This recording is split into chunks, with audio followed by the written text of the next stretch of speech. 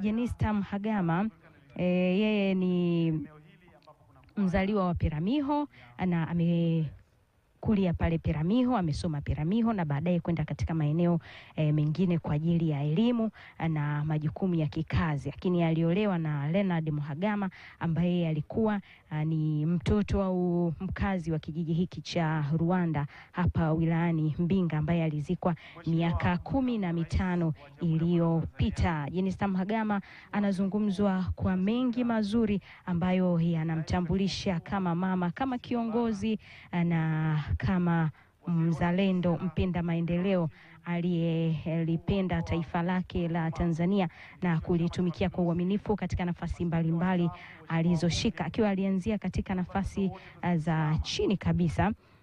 Tukizungumzia nafasi ndani ya Chama cha Mapinduzi, lakini pia katika sekta ya elimu. Yeye alikuwa kitaaluma ni mwalimu na amefundisha kwa muda wa miaka 6 alipoanza ajira yake, na hapa Songea anamkumbuka kwa mchango wake mkubwa katika sekta ya elimu. Pale alifundisha Songea Girls, kwa hiyo mkoa wa Ruvuma unamtambua. Na pamoja na hayo amewahi kushika nafasi mbalimbali ndani ya Chama cha Mapinduzi, akianzia ngazi ya tawi ambapo alishika nyadhifa hiyo kwa kuwa katibu wa tawi tangu mwaka 1987 mpaka mwaka 1990 akiwa TTC pale Korogwe, na amewahi kuwa mjumbe wa halmashauri kuu ya CCM taifa tangu mwaka 1995.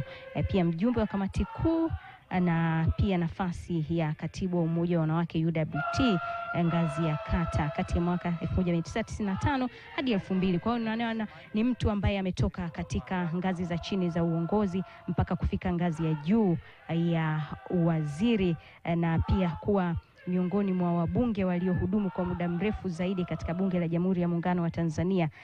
Kwa hiyo akitajwa wakongwe pale bungeni kwa sasa alikuwa ni yeye, na waziri wa nchi, ofisi ya waziri mkuu, sera, uratibu, bunge na wenye ulemavu, William Lukuvi, ambaye naye yupo hapa. Mwili wake ndio unafikishwa hapo, na punde tu taratibu za ibada zitaanza na baadaye maziko yake yatafuata. Mimi ni Flora Mwano, karibu tushiriki pamoja katika shughuli hizi. Karibu sana.